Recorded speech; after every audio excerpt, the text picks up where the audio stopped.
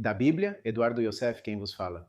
É um privilégio para mim, imensamente, como sempre digo a vocês, poder estar aqui e compartilhar com vocês este estudo. Nós estamos no livro de Gênesis e hoje vamos compartilhar o capítulo 22. Hoje vamos ler todo o capítulo 22. Então, que tal irmos direto ao ponto e irmos direto para lá para podermos estudar? Eu dou alguns minutinhos para que vocês peguem algo aí como um caderno para anotar, escrever rapidinho e preparar a Bíblia também, onde vocês vão ler junto comigo.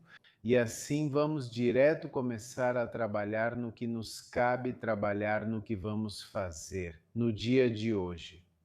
Talvez trabalhar não seja a palavra certa, vocês conhecem a tradução para o hebraico.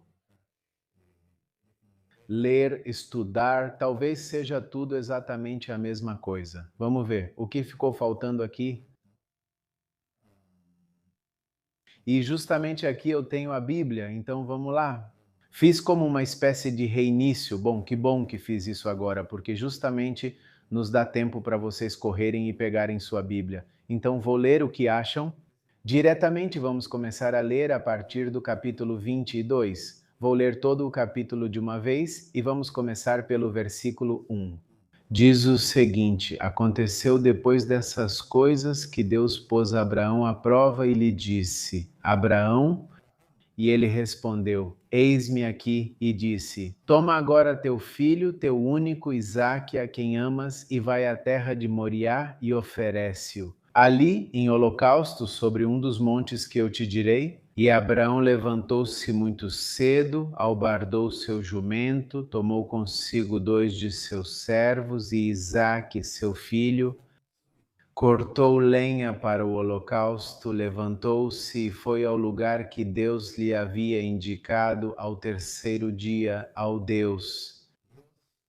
Abraão levantou os olhos e viu o lugar de longe. Então Abraão disse aos seus servos: Esperem aqui com o jumento, e eu e o rapaz iremos até lá, adoraremos e voltaremos para vocês. Abraão pegou a lenha do holocausto e a colocou sobre Isaque, seu filho. Ele mesmo levou nas mãos o fogo e a faca, e os dois seguiram juntos. Então Isaque falou a Abraão, seu pai, e disse: Meu pai. E ele respondeu: Eis-me aqui, meu filho. E Isaque disse: Aqui estão o fogo e a lenha, mas onde está o cordeiro para o holocausto? E Abraão respondeu: Deus proverá para si o cordeiro para o holocausto, meu filho. E foram juntos, e quando chegaram ao lugar que Deus lhe havia dito, Abraão edificou ali um altar, arrumou a lenha e amarrou Isaque, seu filho, e o colocou sobre o altar em cima da lenha. E Abraão estendeu a mão e pegou a faca para sacrificar seu filho. Então o anjo de Adonai chamou do céu e disse: Abraão, Abraão. E ele respondeu: Eis-me aqui. E disse: Não estendas a tua mão sobre o rapaz, nem lhe faças nada. Porque já sei que temes a Deus, pois não me negaste o teu filho, o teu único. Então Abraão levantou os olhos e olhou, e eis que atrás dele havia um carneiro preso pelos chifres em um arbusto.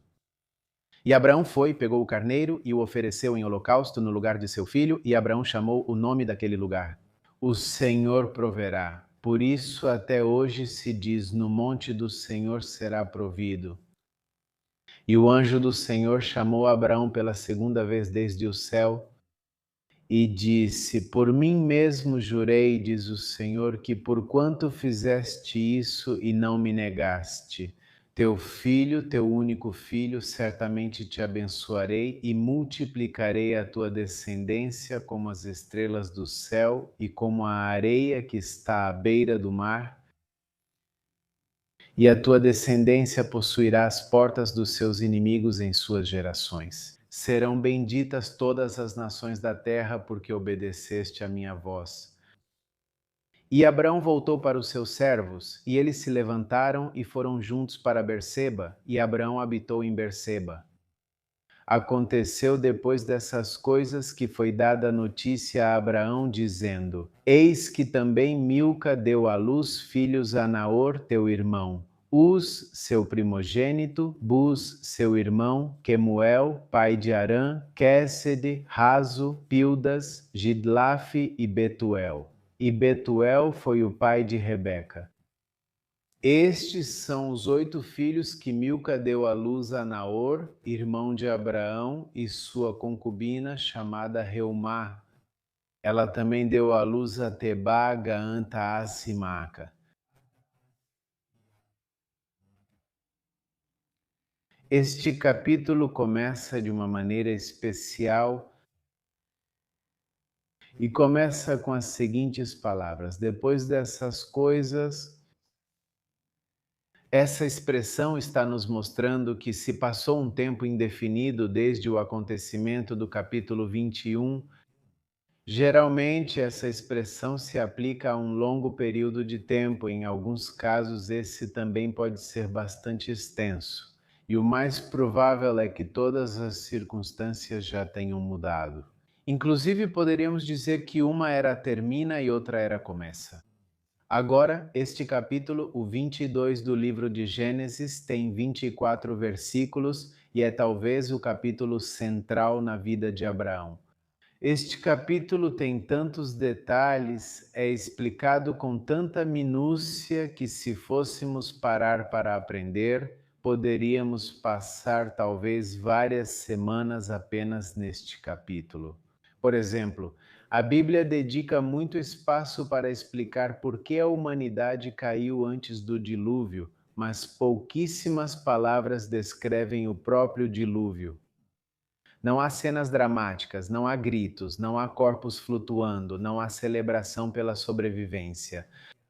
E com Abraão acontece algo semelhante em capítulos inteiros, sobre sua vida, seu caráter, suas lutas internas, suas vitórias e fracassos. E então chegamos a Gênesis 22 com apenas alguns parágrafos tranquilos, narrando um momento mais delicado da sua vida. E é como se nos parassem, ou melhor, como se nós mesmos parássemos para observar o que está prestes a acontecer aqui. Sem dúvidas, este foi um evento culminante para Abraão. Tudo o que veio antes era preparação. E ainda assim, neste dia tão importante, era apenas uma sombra profética do que viria depois. Era tão importante e é tão importante. É este capítulo, que inclusive tem nome próprio, é chamado de Akedad. Akedad. Isaac, no idioma hebraico, significa amarração, que é a amarração de Isaac no altar. E este Gênesis capítulo 22 está conectado com Gênesis 21. Lá, por exemplo, o próprio Deus manda Abraão mandar Ismael embora, o filho que ele também amava.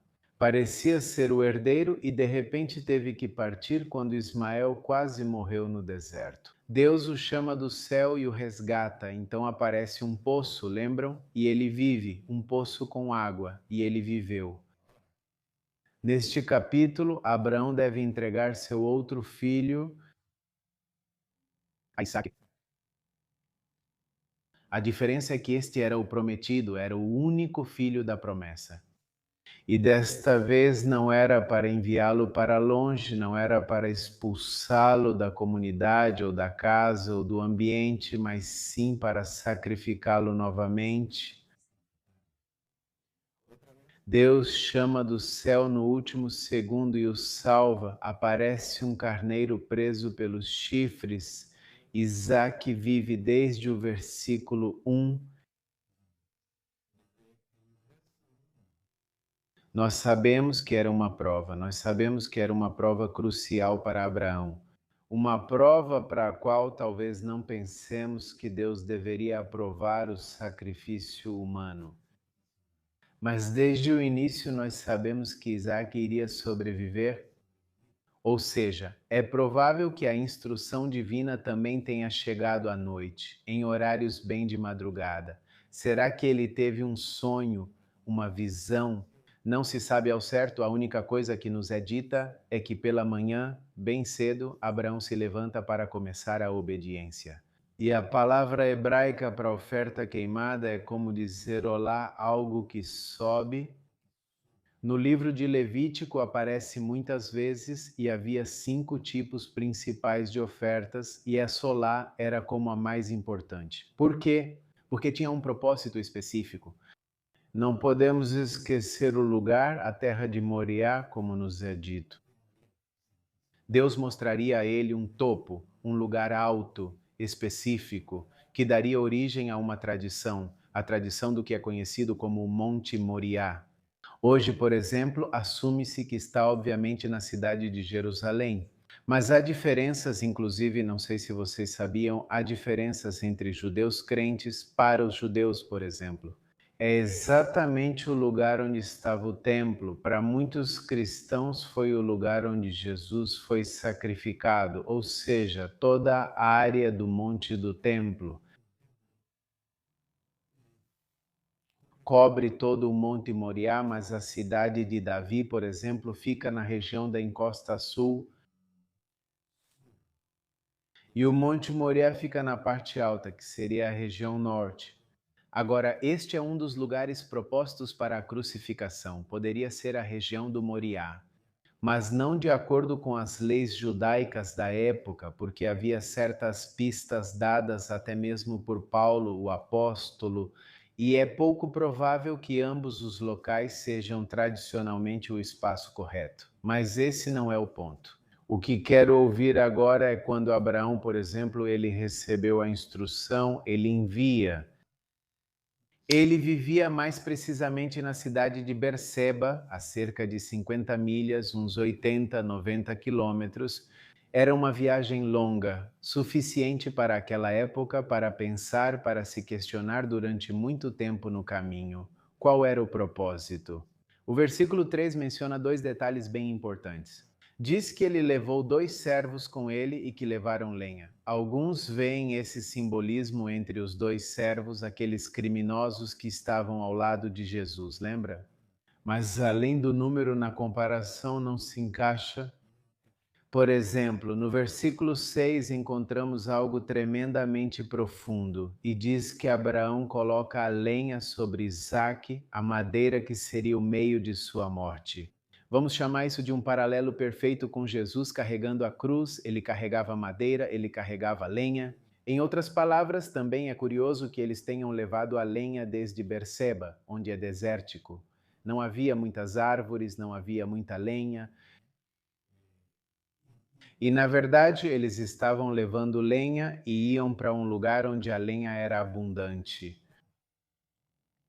Por que levar lenha de um lugar onde há pouca para onde você chega a um local onde há muita lenha? Então isso ressalta o simbolismo. A viagem levou 3 dias. Ao chegar, Abraão diz aos servos que ele e Isaque iriam voltar. Ele mentiu, escondeu, quis evitar alarmá-los. Muitas coisas podemos chegar a pensar, mas isso antecipa as palavras de Jesus. Para onde eu vou, vocês não podem me seguir, mas eu voltarei. É muito interessante tudo o que acontece neste capítulo 22. Na verdade, o pai e o filho, prestem atenção nisso, estão subindo juntos ao altar. Ambos os papéis são necessários. Assim como também aconteceu na cruz, Deus é um. Seus atributos, Pai e Filho, agem sempre em unidade. Adonai esteve na cruz, isso é certo, assim como Jesus também esteve. Abraão e Isaque representam essa unidade, o pai oferecendo, o filho sendo entregue, ele se entregando. No versículo 7, Isaque quebra o silêncio e pergunta: Pai, onde está o cordeiro? Era uma criaturinha bem pequena, segundo os escritos antigos. Dizem que provavelmente ele já estava na idade da adolescência. Então, o sacrifício não era algo estranho para os cananeus. Naquela época, naquela área onde eles estavam, Isaac sabia o que estava acontecendo, ele não resistiu, assim como o Messias, mas Isaac não era o Messias, isso só aconteceria séculos, muitos séculos depois. Isaac era apenas um homem e não podia pagar a redenção eterna. Por isso Deus interveio e impediu esse sacrifício. Vamos ver um pouco os paralelos. Quero compartilhar algo com vocês. No versículo 2, Abraão deve sacrificar seu único filho, agora Deus também sacrificou seu único filho. No versículo 3 é dito que se passaram 3 dias após a sentença. Isaac volta à vida novamente. Jesus, lembremos que ele ressuscita no terceiro dia. No versículo 6 é dito que Isaac carregou a madeira, a lenha. Jesus também está carregando a cruz no versículo 8. Por exemplo, Isaac pergunta: onde está o cordeiro? Abraão diz: Deus proverá, e Deus proveu o verdadeiro cordeiro. Ali, na cruz, no versículo 13, um carneiro substitui Isaac. Cristo nos substitui. Ele toma o nosso lugar. Ele tomou o lugar que era nosso. Agora o lugar é chamado Deus proverá e Deus proveu Jesus. Agora, isso não é uma alegoria, é uma sombra e uma figura. No final, o anjo do Senhor, o anjo de Deus, chama 2 vezes do céu, mas aqui é diferente. Em hebraico aparece como Malach Adonai, o anjo de Deus, e fala como o próprio Deus. Ele diz: eu jurei por mim mesmo, não como mensageiro. Então a pergunta é: quem é esse ser? Não sabemos, mas é significativo. Devemos ter cuidado com doutrinas que tentam encaixar Deus em 3 caixas rígidas. Deus não tem limites, ele não é um ser humano, nem um super ser humano. Nosso trabalho é aceitar que não podemos compreender tudo, e isso se chama fé. Finalmente, Abraão e Isaac retornam e o capítulo termina com uma genealogia de Naor, o irmão de Abraão. Diz que ele teve 12 filhos. Ismael também teria 12, e mais adiante Jacó também, mas muitos dos filhos de Naor nunca são mencionados novamente. Só sabemos deles graças a essa lista que aparece aqui, no final do capítulo 22. Agora, eu quero fazer uma espécie de resumo e quero deixar para vocês algumas lições que aqui o povo judeu aprende e valoriza. Do Gênesis capítulo 22, observem a fé inabalável e a obediência a Deus.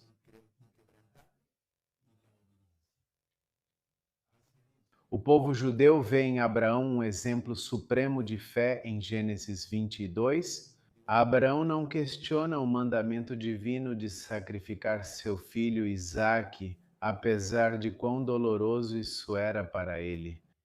Essa obediência total à vontade de Deus é um modelo fundamental para o povo judeu que valoriza profundamente a fidelidade.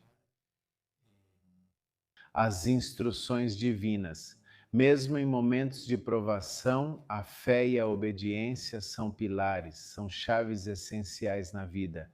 Como crentes, devemos nos espelhar na disposição de confiar em Deus, mesmo quando os caminhos parecem incompreensíveis. Ponto número 2, o valor do sacrifício pessoal. Abraão está disposto a sacrificar o que há de mais profundo e precioso para ele, que era seu filho Isaque.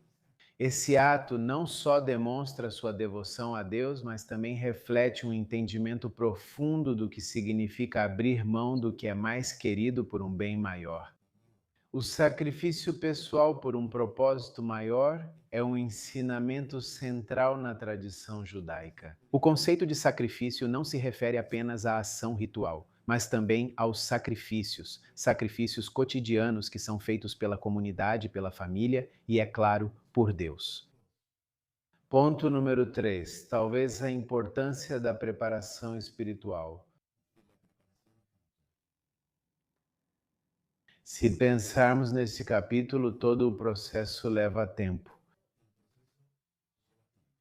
Abraão recebe a ordem, prepara a viagem, passa 3 dias refletindo antes de chegar ao lugar onde deve realizar o sacrifício. A pausa, a meditação, a preparação antes de agir são fundamentais. A espiritualidade enfatiza aqui a reflexão e o arrependimento, o de tomar decisões importantes. As festas judaicas, por exemplo, como o Yom Kippur, o Dia da Expiação, são momentos dedicados à introspecção, como se diz, e à preparação antes de tomar decisões espirituais significativas. Outro ponto a ser considerado é o valor da providência divina. Deus proveu o carneiro no último momento, salvando Isaque do sacrifício. Essa intervenção de Deus é vista como um ato de misericórdia, mas também como uma reafirmação de que a providência divina está sempre presente. O conceito de que Deus provê o necessário no momento oportuno é fundamental na oração diária, como, por exemplo, o Birkat Hamazon, a oração pelos alimentos e outros tipos de orações matinais. Todas estão impregnadas de gratidão pela provisão divina. Devemos reconhecer que tudo o que temos vem de Deus. E talvez, para culminar a continuidade da promessa depois da prova, Deus renova sua aliança com Abraão e sua descendência. Essa aliança é uma promessa de que as gerações de Abraão seriam abençoadas. O povo judeu vê nessa aliança uma reafirmação da aliança eterna com Deus ao longo da história judaica. A ideia de um povo escolhido e uma promessa de continuidade tem sido uma fonte de esperança e força em tempos difíceis. A confiança de que as promessas de Deus serão cumpridas mesmo através das gerações é um fundamento central na vida de um crente. A sombra do Messias e a morte redentora, o sacrifício de Isaque, embora interrompido, prefigura a morte redentora que viria séculos depois através do Messias. Essa lição é crucial não apenas para a teologia dos crentes, mas também para o entendimento dos judeus que ainda não creem nele. O entendimento de que o sacrifício está vivo, vinculado à ideia de expiação e salvação para o povo judeu, esse evento aponta para a futura redenção que eles esperam através do Messias. Ao longo da história, o povo manteve a esperança da chegada do Messias até os dias de hoje.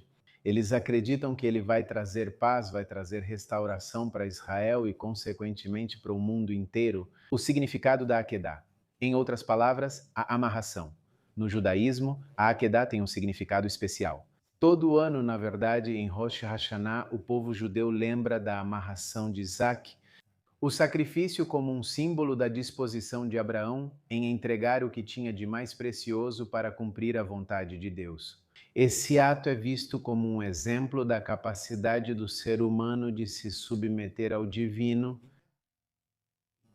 independentemente do custo pessoal. A disposição para o sacrifício pessoal, assim como a obediência a Deus, é um valor central na vida dos crentes. Deveria ser assim, então? Esta história nos lembra que, apesar da incerteza ou da dor, o relacionamento com Deus sempre deve ser prioritário.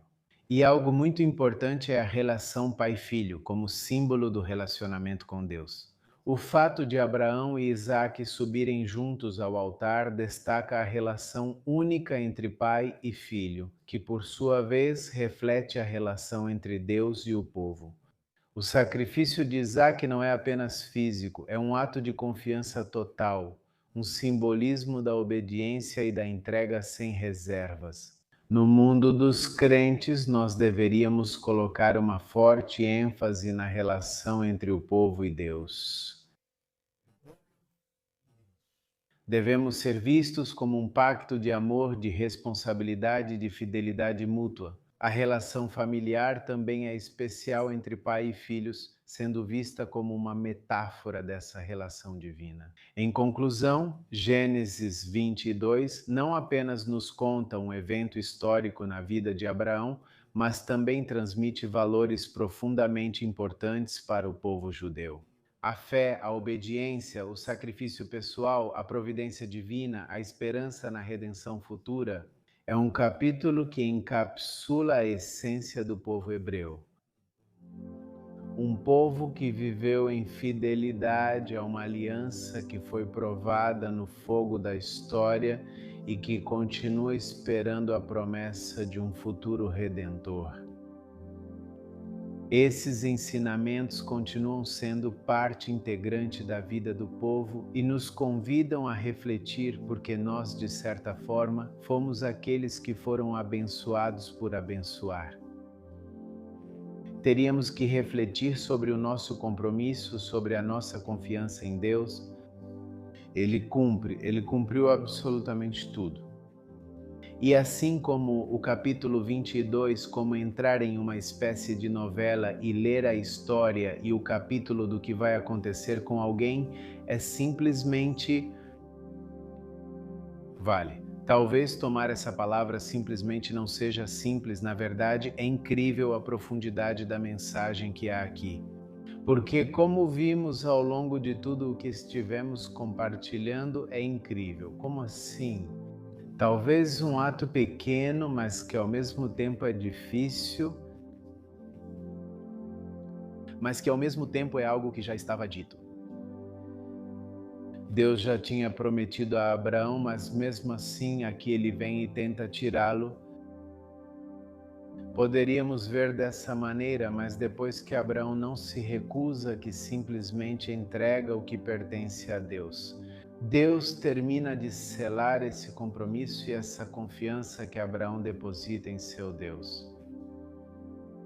E termina lembrando a ele dizendo: hoje vou reafirmar a aliança que já fiz uma vez com você. Então acredito que muitos de nós, em algum momento de nossas vidas, já ouvimos a voz de Deus, sem dúvidas já ouvimos a voz de Deus. Se eu disser para vocês agora, parem para pensar. Quando Deus falou com vocês, quando Deus fez uma promessa e essa promessa ainda não chegou, ainda não vimos essa promessa se cumprir. E os dias passam, as semanas passam, os meses passam, os anos passam. E é como se cada vez víssemos que essa promessa está mais distante. E mais distante, e mais distante, e mais distante.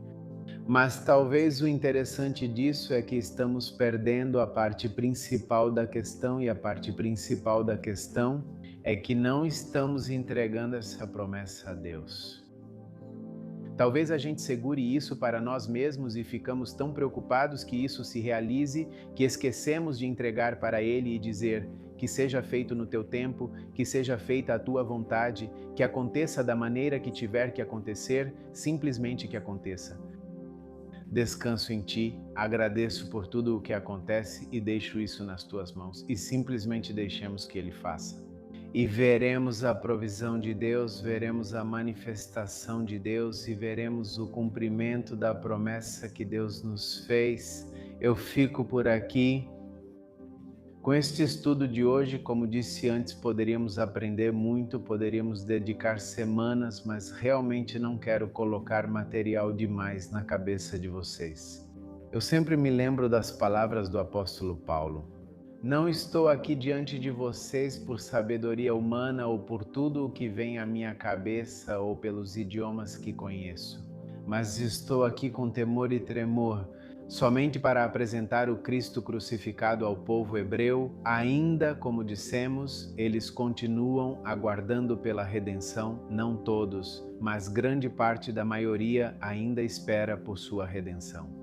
E nós, aqueles que fomos redimidos, devemos nos dedicar a abençoar esse povo que ainda se encontra sob a cegueira espiritual e sob a